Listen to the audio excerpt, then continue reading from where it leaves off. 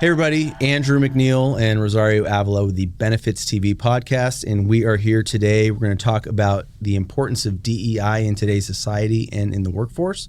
We're going to talk about employer-sponsored benefits and are they accomplishing what they need, and we're going to talk about employer-employee benefits communication. Good morning. Hello. All right, so get it started on the DEI front. The question was, in what ways do you think DEI benefits individuals and organizations? Great question. And you can go ahead and answer that. Great question. Wait, let me see. Okay, so what way do you think DEI is important in today's society? Yeah. No, sorry. And how does it benefit individuals and organizations? Mm-hmm. I mean, this has been a hot topic. We've talked about this so many different times, so many different ways, because we talk about this when we're looking at benefits for a company and the communication styles. Mm-hmm. And I mean, that's our hot topic. How can we incorporate this? I think that DEI benefits the individual. It's so kind of hard because it's something that you want to make sure it's like there, but without spotlighting that it's there. Right. You know? Yeah. It's like you want to support ramming it down somebody. Yeah. Exactly. Like, hey, you're different, and we're treating you differently. Exactly. But in a good way. In a good way. Yeah. That's the hard part. Yeah. It's you want it to be, but you also want the person to know that they're being seen, that they're being heard, or the people, I should say, they're being seen, they're being heard, they're being acknowledged, they're being looked at for their creativity, their ideas, their and it's like, how do you do that without, like, again, blasting it? Yeah. I think it does benefit an individual because, again, once I know I'm being seen, I was actually in our company for Hispanic Heritage Month, I was asked if I would like to participate and share some of my culture experiences, favorite foods, growing up, what it was like. And I liked it. I liked that I was asked. I liked that it was my choice to participate. Mm-hmm. It wasn't just like, hey, you're Mexican, it's your month, let's talk about you. It was like, do you want to participate? Do you want to share that? And I was able to share my favorite foods, what it was like for me growing up in a small town, small school. And I think it gave insight to other people of how difficult it was, as a child growing up being one of two Spanish speakers in a classroom of 30 and, having to be the teacher's translator mm-hmm. as well. So, but I think it also connected me with colleagues at the same time. In business organizations, I think knowing somebody's, again, history, background, and we're not talking just like culture, because mm-hmm. there's so many different, DEI falls into so many different categories, right? But I think it helps the organization look at a bigger picture and look at things that they didn't look at before. Sure. And also, when we talk about benefits, create and customize a benefits package for the employees that they have. Not just for the decision maker. Not just for the decision maker. which has come up, has been the case. That's really interesting. For me, first, how it benefits individuals and how it benefits organizations. I mean, it's twofold in that individuals feel more included. Mm-hmm. Organizations see more productivity. Yes. If I'm working for a place and they truly value what I'm bringing to the table, mm-hmm. not just overlooking me because of something, then I'm much more likely to participate and give my 2 cents if somebody is willing to hear it. And there have been it's been in the past several years, we've been in meetings where the one gal, when we were pitching our Spanish support services to this employer, and she says, we have somebody here that speaks Mexican, so we're okay. Yeah. And it was like, what? So that, I mean, seeing that, and also like I mentioned to you yesterday when we were sort of talking about this question, and it's been a challenge for us to promote, and I'm highlighting the Spanish just because that's what we highlight in you and in your division at Arrow. It's been hard to penetrate certain organizations because of that attitude, like, oh, we have somebody here that speaks Spanish, so and they can translate for everybody, so it's fine. When in reality, it's so much more. It's so much more. And the story that I mentioned that I'd share here is, we were at an open enrollment meeting like 4 years ago, and it was one room, and it was like 50% English speaking, 50% Spanish speaking, and it was raining outside. So I was like, I'll take all the English speakers outside, and then you could do the meeting inside with the Spanish speakers. And went outside, and some of the employees wanted to smoke during the meeting and vape and all. I'm like, okay, fine. So it wasn't until we got in the car after that, and you told me that when we went outside and the door closed, all the Spanish speakers were looking like, wait, what? What just happened? What just happened? And I didn't know what you meant. And you're like, and then you said, because the Spanish guys always go outside. It's never even a question. It's not a question, exactly. And never crossed my mind in a million years. And when we went back to the office that day and we told one of our colleagues, I remember telling him, and he didn't say a word. His mouth just dropped. He's like, because they always go outside. And I was like, apparently, it's what I'm learning that. And so like those kind of experiences, that experience for me in particular opened my eyes to like, oh, there's a lot here that I don't understand. But there's a lot, meaning that there's a lot of things that people don't understand. Do they want to understand it? Hopefully. And hopefully they know it's important, because that was like, oh, okay. Right. Like, this is more than just translation. Exactly. Exactly. Well, I know there's a movie that's going to be coming out in July. I don't watch movies, you know that.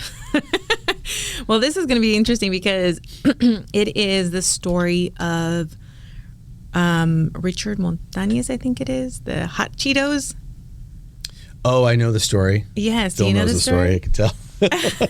Now, can you imagine if they didn't listen to him? He was a janitor at the, what facility, what company is it? Regular Cheetos facility.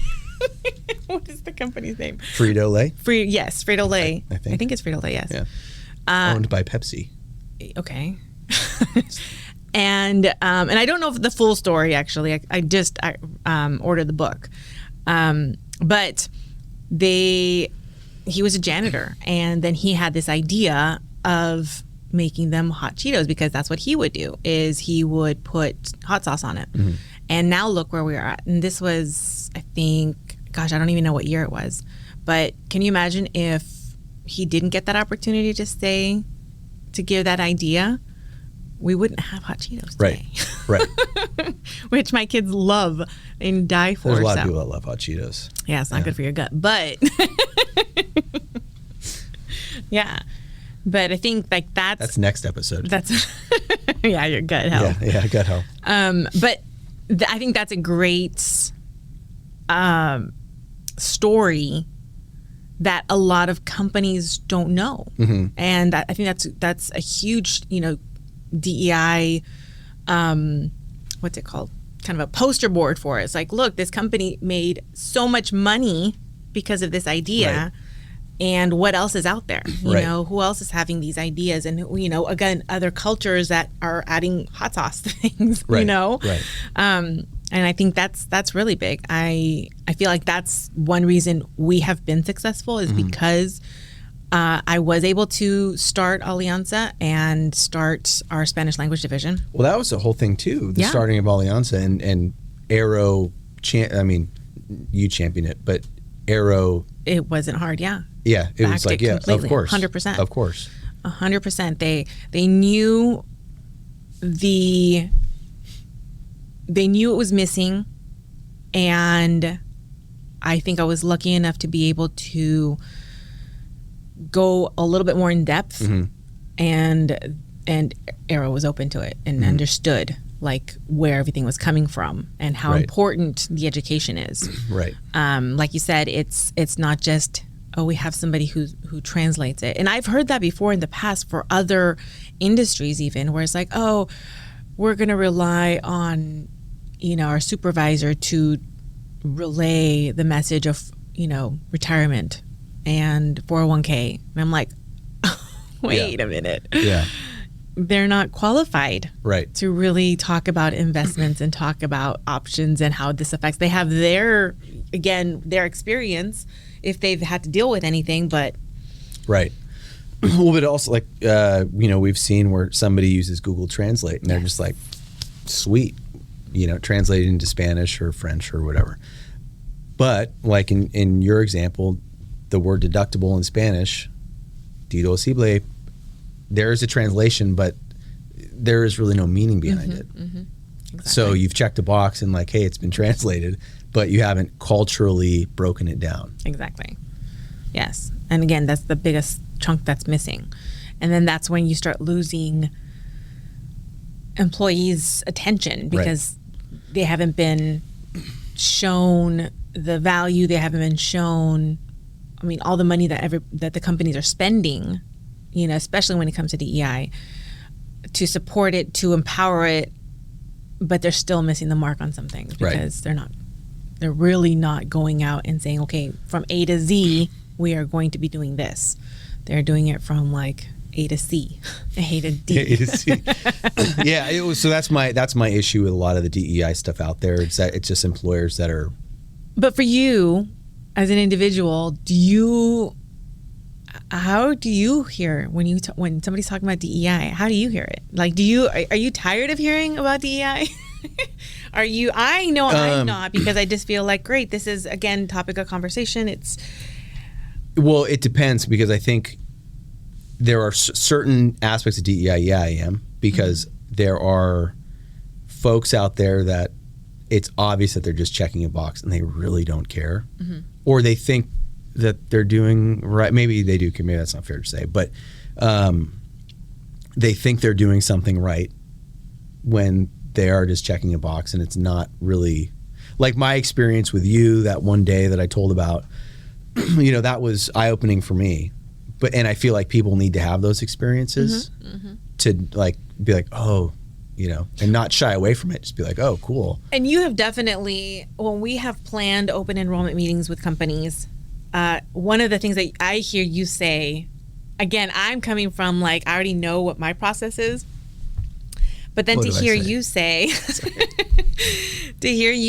that when we're planning the time frames, you always say Spanish takes, twice as long as the English. So you're always, maybe now you don't realize that you're doing it, but you're always making sure to communicate that we need a specific time frame, as opposed to in English where this is the open enrollment. Which when it gets around lunchtime, that's really difficult because I'm hungry.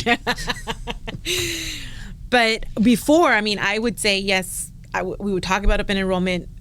I think it was more my assumption of, I get this time and I will figure out how to make it work, where you talk about the importance of the time. And there's a lot more questions. Exactly. And actually, last week at the meeting that we were at, one of our other colleagues, she goes, man, the Spanish guys really have a lot of questions. And I was like, yeah. Which I was surprised she didn't know, because she's, of that culture as well. But. Exactly. Well, and then the supervisor came up and said, you're going to be getting, because I flashed the phone number up on the screen and I said, give me a call, text me, and he's like, careful what you ask for, because you're going to be getting a lot.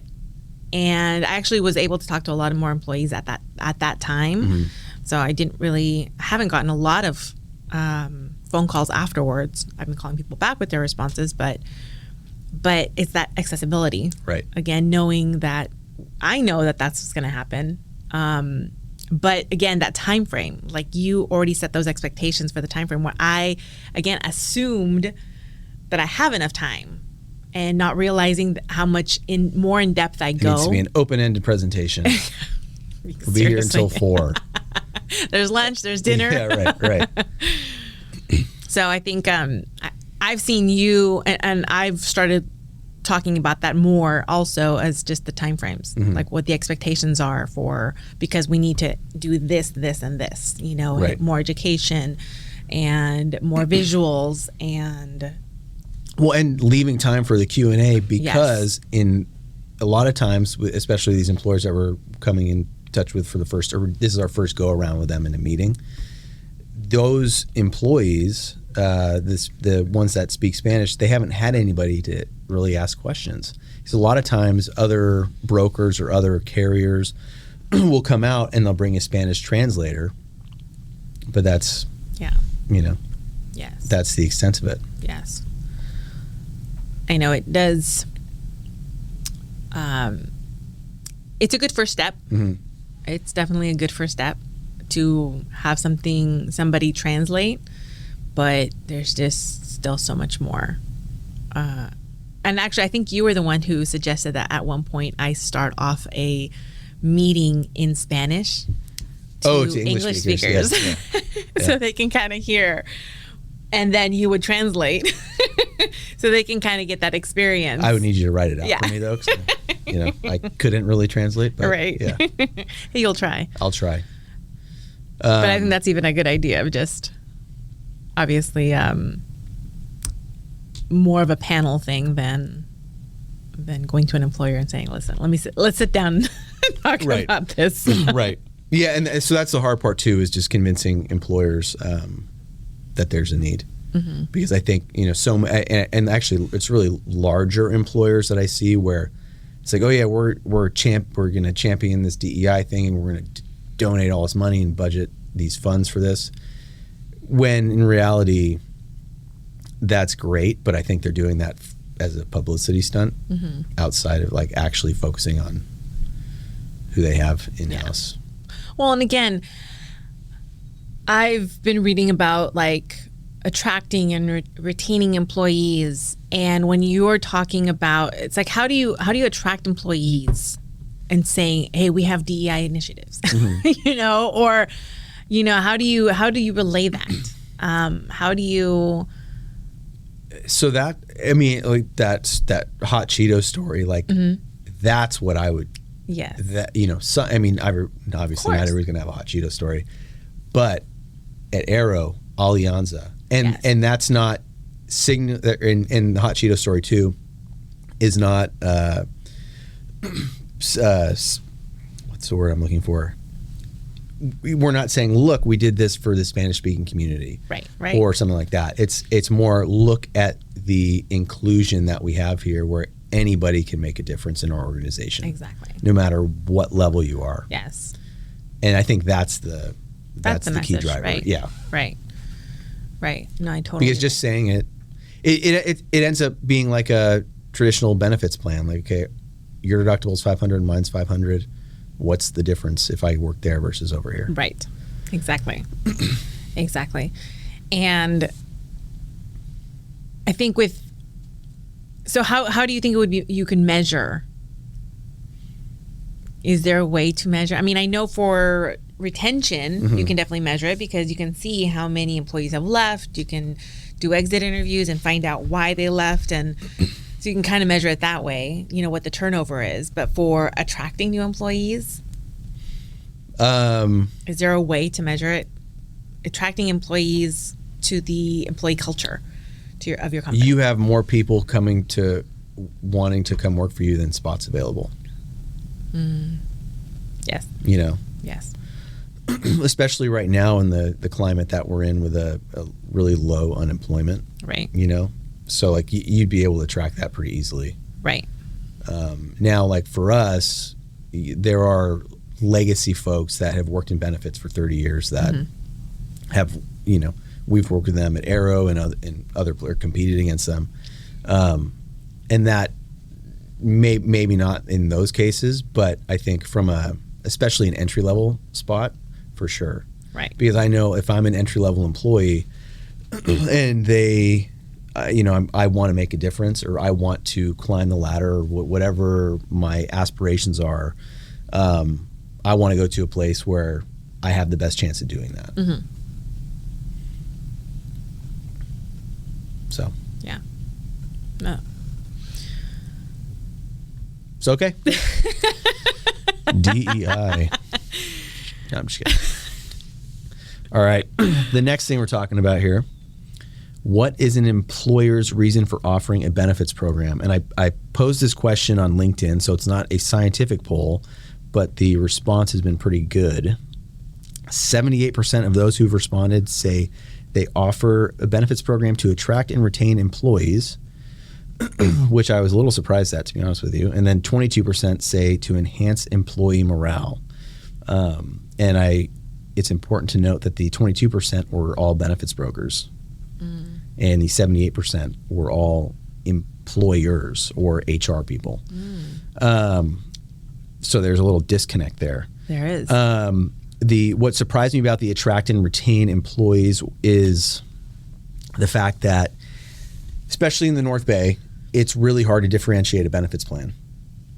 So a construction company with 15 employees can offer the same exact Kaiser HMO plan that a 15-employee CPA firm can. Right. So how does that attract and retain? Does it really? Is a benefits program, does it really do what people go out and say it's going to do? Right.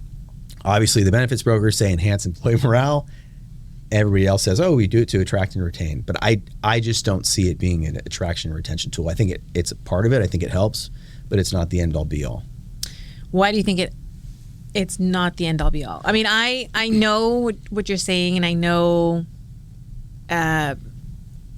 I've had companies who say, and they're starting their employee benefits package. So it's a startup, and they, of course, are like, well, now we're budgeting this amount. They don't know how much, and they're just starting because they want to hire either a C-suite or a high-level employee, so they want to offer these benefits now, but they want to come in and not spend too much money. Again, they want to see how it is. So we kind of we customize a plan so it looks like it's a very rich plan. But when they've shown employees, again, not using the right communication, not using the right, they just say, okay, this is your plan. And it could be maybe a silver plan that we added things to make it look like a gold plan or a platinum plan. But they come in, they say, you have a silver plan, we'll pay 100% or we'll pay 90%, whatever the case is. And the employee is like, no, I can get it better somewhere else. Again, that's the communication. The communication piece. Huge. Right. Makes a huge difference. So, in that sense, that's where I see people are saying attracting and retaining employees, because that's what they're looking at. Yeah, but I also think benefits is an expected piece of somebody's compensation. So in that sense, that's like the minimum. That's the minimum that they're looking for.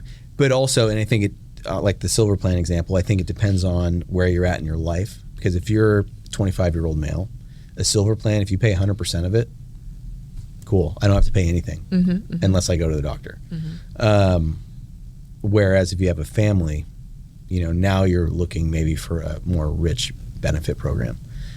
But like I said, it's expected, so pretty much everybody has it. But if I'm an employer and I don't have it, that affects my morale. Right. So I agree with the brokers. Wait, did you answer some of these for your own I'm survey? not going to say. Maybe to raise the number a bit. Yeah. But yeah, so that's why I think that. I mean, I definitely think it's worth an employer looking at why they're offering it and is it really doing what they need. Right. Because I have clients that offer a rich benefits program and they lost, it's a 30 employee company and they lost 7 last year.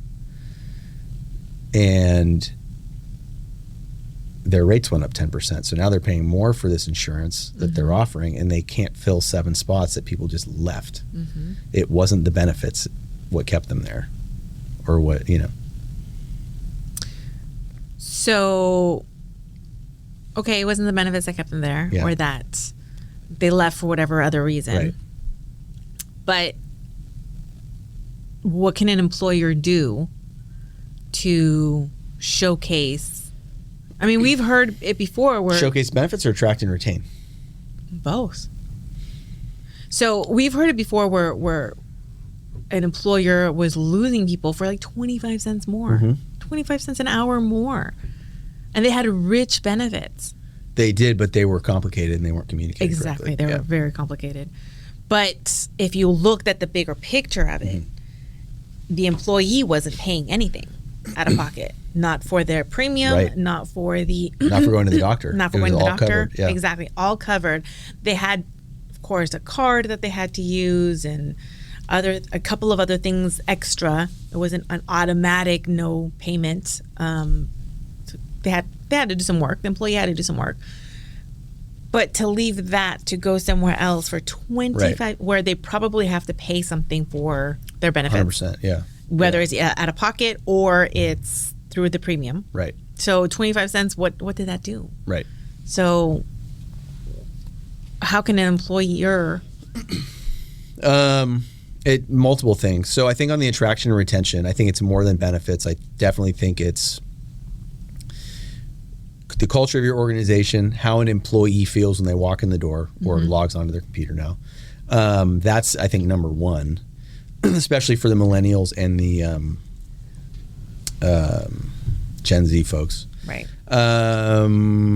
What's wrong with Gen X? Why not a Gen X? Well, it's a smaller generation. Kind of skipped over them. Maybe Gen X too. Definitely Gen X. But well, I think one thing that we have talked about before is, regardless of whether it's regarding pay, whether it's regarding workloads, employees talk. And if, like you said, if they are being treated good, if they are being heard, if they've got a voice at the company at any level, they're going to tell people. Right. And they're going to want their friends and their family to be like, hey, there's a position open. Right. And like you said, I mean, there's definitely going to be more applications. So if you're not getting applications, why not? Your employees aren't talking. If you're losing people at the same time, exactly, you got to look at more than just benefits and compensation. Exactly. Because for me, the work-life balance, or not the balance, but the ability to, hey, I need to spend more time over here is huge, and I'm able to do that.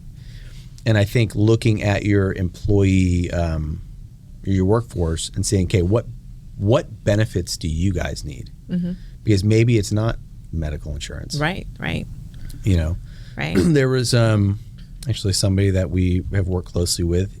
When he started his business, all of his employees were middle-aged women who were married. They were on their husband's insurance.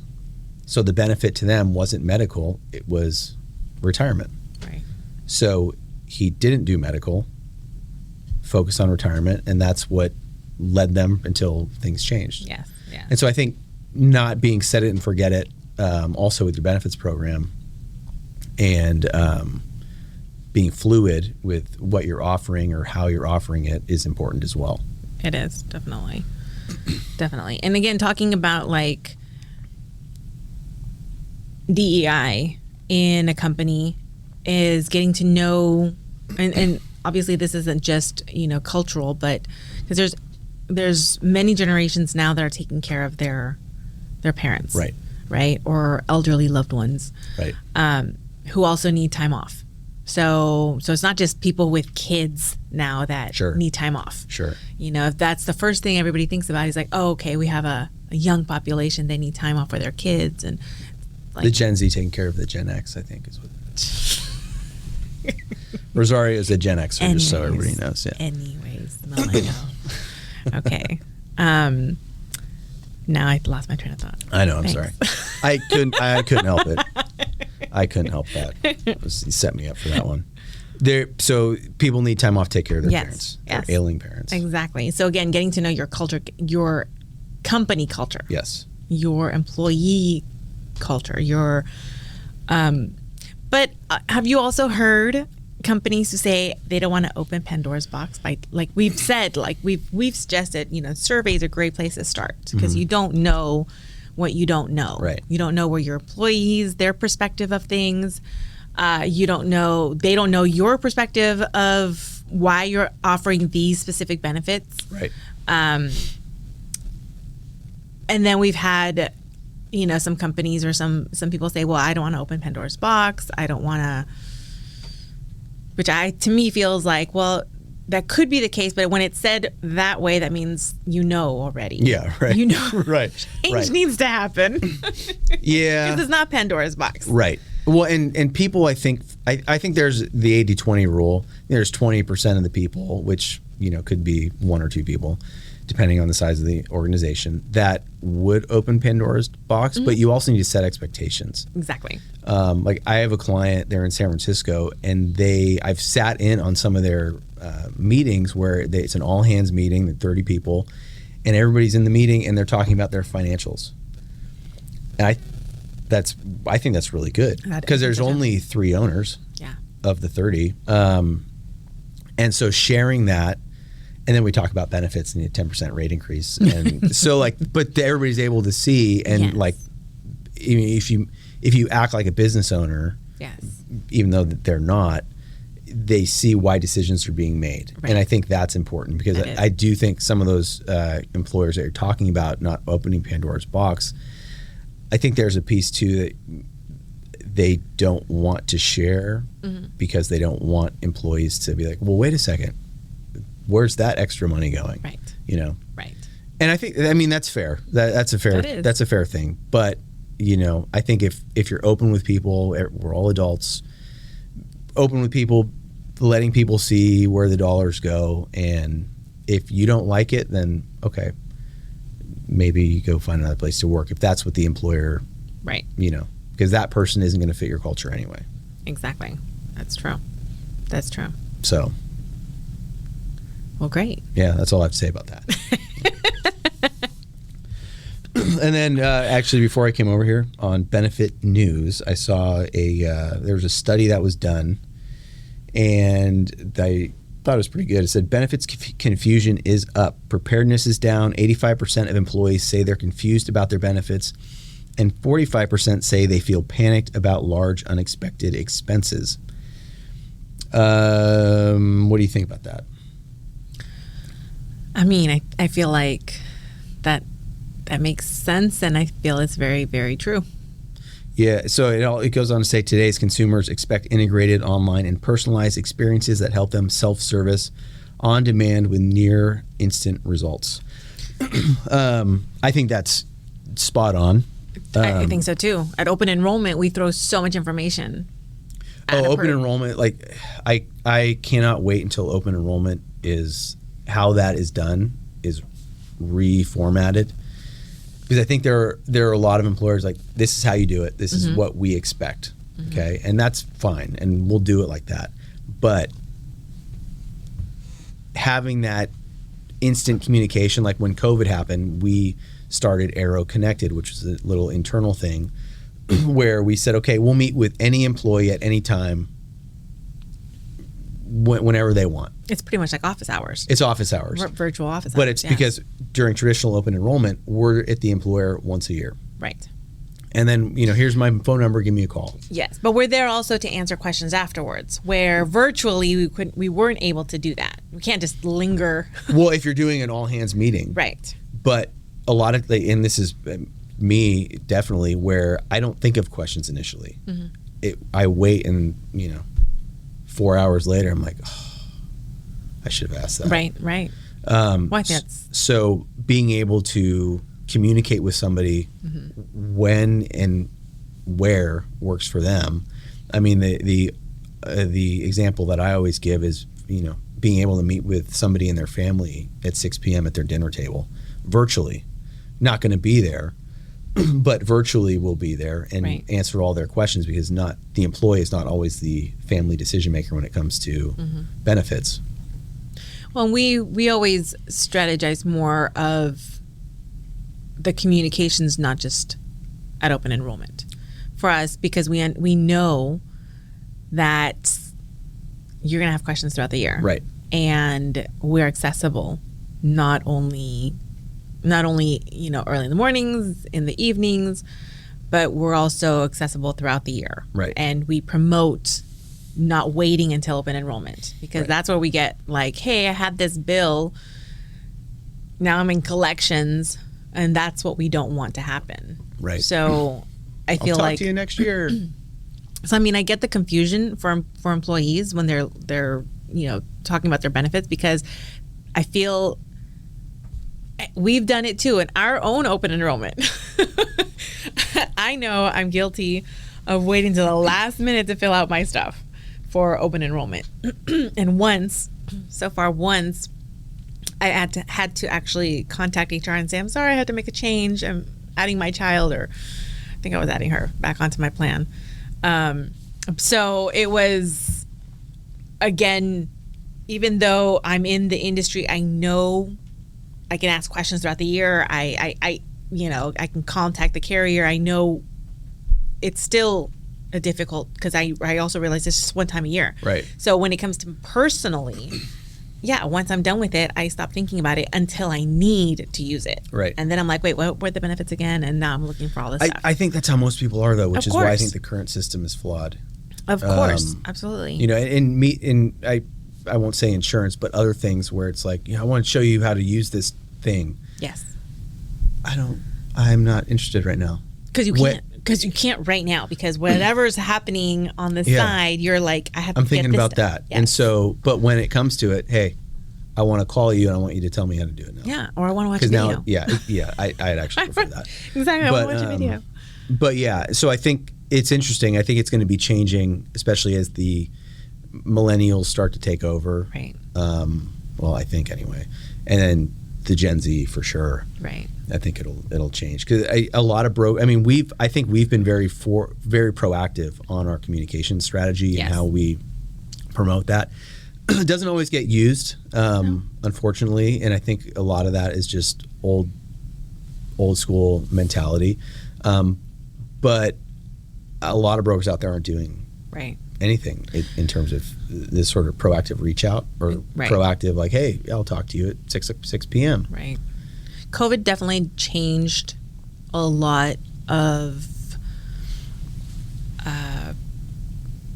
interactions, the way we interact with people. And actually, I just recently heard a coach say that after COVID, after the pandemic, they started getting more clients, and which I know, of course, like, therapists, also doing it virtual increased, not only because it's virtual, but mental health. Yeah.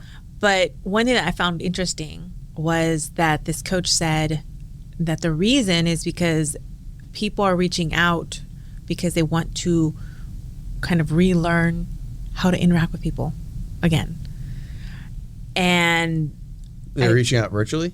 Well, virtually, yes, okay. or in person. But that's the focus is like, I don't know how to interact with people again, whether it's in the office. And I know I've had that moment where I was actually walking in this restaurant, and this person was right behind me, and I felt like they were right in my ear. And I looked and I was like, what happened with the 6 feet?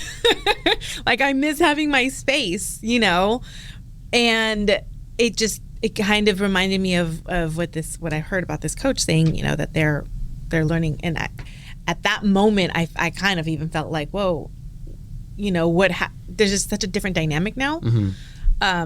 But to know that there are people who are thinking that, and that's where we have, again, thought about people who we can't talk to, that either because we have to make it all virtual, but we know they're not going to be asking questions virtually. Right. Nobody likes to be on camera. They have their camera turned off. Are they even listening? Are they, Well, in a group setting, yes, but individually, I have not found that to be the case. Individually, correct. Yeah. But if it's a group setting, virtual or in person, right. But I feel like a new wrench was thrown in after the pandemic, because now there's a little bit more like, how do I ask this? How do I feel like I never I did realize there was a difference, but I didn't realize how much of the interaction now is being questioned, you know? Where before I feel like it's the normal. You know, you go in, we do the open enrollment, everything's in person. It was kind of odd to have something virtual. We didn't even do virtual before. Right. But it was very, you know, we take breakfast or we take lunch and just, right? We went about our day. But now it's people are hesitant to go in-person things. Or it's more like, why would we do this when it saves so much time? True. Exactly. Now, it's not universal. I mean, because there are some employers that are like, yep. Yeah. Bring it back. Yep. But I've seen it too with clients who their workforce is all moved. I mean, I have one client, 16 states. They're not in 16 states. Like they don't have an office, but they have 16 employees in different places. So that's been interesting in meeting with them. And time frames and what is it? Time zone. Time zones. Yeah. Thank you. Yes. But yeah, so I think just to sort of close that out, being more proactive in your communication in your benefits program. Making sure you're meeting your employees where they are, because that's what's becoming expected. Right. It's kind of, again, you don't know how your employees are seeing it. Right. So if you don't ask, you won't know if they're taking it the way you meant it. Right. And I think that those check-ins are super important. Definitely. So great. All right, Phil.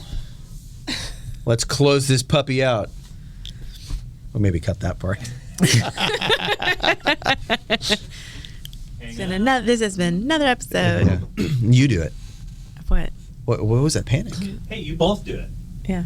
And then we'll cut one out. I already know who they're cutting out. I know. I already know who they're going to cut out. And I'm okay with it. You're okay with me being cut out? Oh.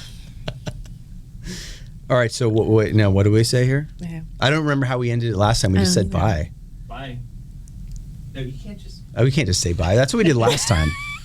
I want to see have they finished that yet? No? Good God, I'm trying to make something out of that.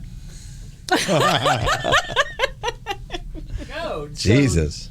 So, thanks for watching. You can find us on LinkedIn. So where do we find you? So, okay. Hey, do they put the phone number and email on the episode, or? Yeah, wherever you want. Because it's like kind of long-winded to say, and I have kind of COVID mouth, so I'm like drinking water. I'm almost done with my water here. My water. What is COVID mouth? I don't know. I made that up. I know. There was COVID foot for a while. Remember COVID foot? No. COVID foot. Yeah, COVID foot. Like your feet would congeal. What? Congeal? COVID feet. COVID feet. Let's see. That was the thing. COVID feet. That was like a 2020, late 2020 thing. No, close it out any way you want. I mean, you can say, hey, we're going to talk more next time about whatever, or just, Yeah, I mean, the most important thing out. is to thank people for watching, obviously. Yes. And then, I think we need to have that. All right. If anybody has, any questions, they can send them here, or they can put them in the comments. Okay, I can start the first part, and then you can say. What's it? What? I said I can start the first part, then you can say. And they can find us where, Andrew? Oh. I don't know. My mind goes blank. It doesn't have to be perfect. No. All right. Do you want me to? I'll just do it. Yeah. All right. Yeah, you're like, okay, great. Sure. All right. Thanks, everybody, for watching the Benefits TV podcast and listening, I guess. You can find us on LinkedIn, Andrew McNeil or Rosario Avila. And our phone numbers and email addresses are going to be that's not a bio page, right? It'll be in the episode notes. Yeah. There you go. There. Should I redo that? Yes. Should I say episode notes? Is that true? It's show notes. Yeah. Put it in there. Show notes. Show notes. But I thought that I've started that Okay. I found that if you search for the two of you together, you can find you all over the place. You're right. That's true. All right. All right, everybody. Thanks for listening to another episode of the Benefits TV podcast. I'm Andrew McNeil, and she is Rosario Avila. You can find us on LinkedIn, Andrew D. McNeil and Rosario Avila, and our contact information will be in the show notes. Take care. Thank you.